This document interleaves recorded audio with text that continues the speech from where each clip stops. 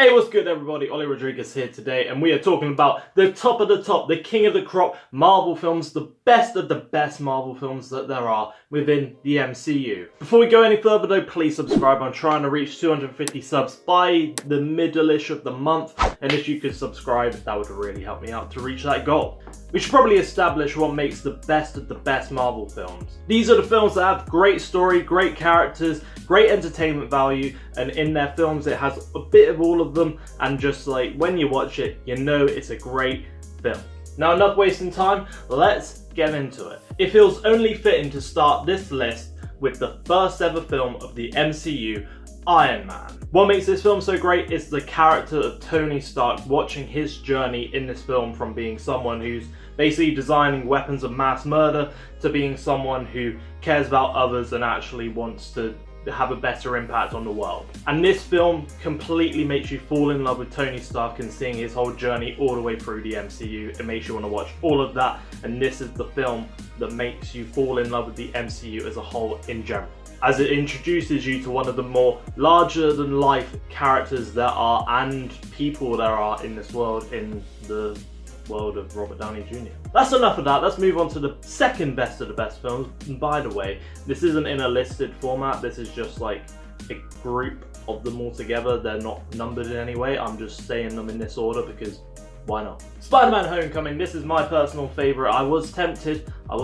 There's Spider-Man Homecoming and there's Far From Home. I was tempted to put Far From Home in this list, but I've only seen it once, so I feel like it's unfair to throw it in this list without having a second watch of it, or at least a few more watches of it. But this is by far the most rewatchable MCU film there is out there. You can just throw this on, watch it, and especially for me, I can quote it nearly all the way. I'm still getting there, but Ellie gets really annoyed with me and wants me to shut up every time we watch the film because she's like, you're quoting it too much, and I'm like, yes I know, but this is my life. So Far From Home has to be considered one of the best because it's probably one of the most entertaining films there are out there. And while we're talking about entertaining films, let's move on to the third one, Thor Ragnarok. Fucking hilarious. Avengers Assemble is the next one. This is where we see the group get together, getting the band started, and just kicking some good old ass, you know? We like that. And this was really the first time you see all the characters come together, so this one's more on the entertaining factor of it, but it's also got that character development sort of stuff, and the character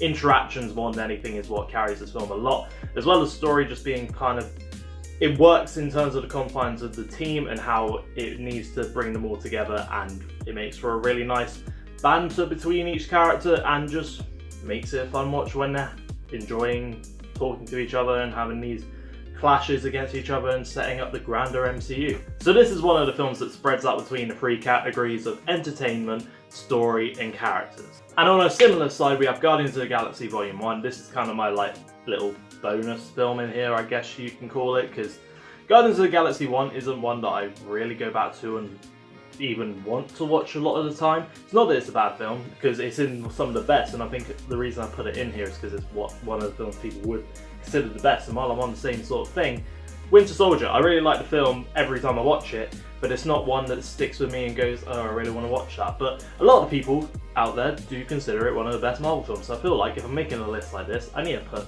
Winter Soldier in this category as well. Wakanda forever!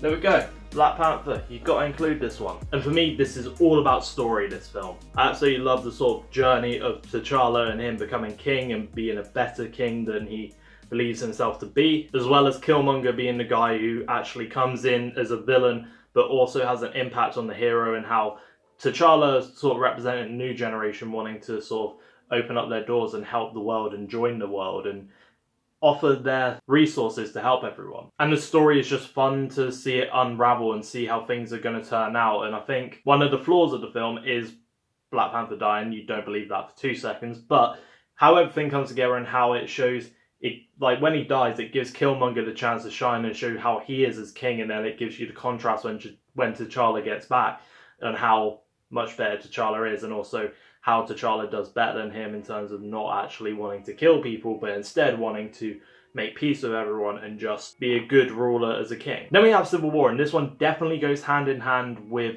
character and story, because the story is about the characters. And the writers in this film were really clever with how they made you kind of choose a side with who you want to be on, but at the same time making you see each side of the fence and making you kind of torn between the Avengers, and then when they actually tear the Avengers apart, it just kind of sets up a massive gap to how things are going to turn out in the future film. And speaking of which, the future films, Infinity War and Endgame, are going to be the final best of the best. These ones, if this were in a list format, these are the two right up there.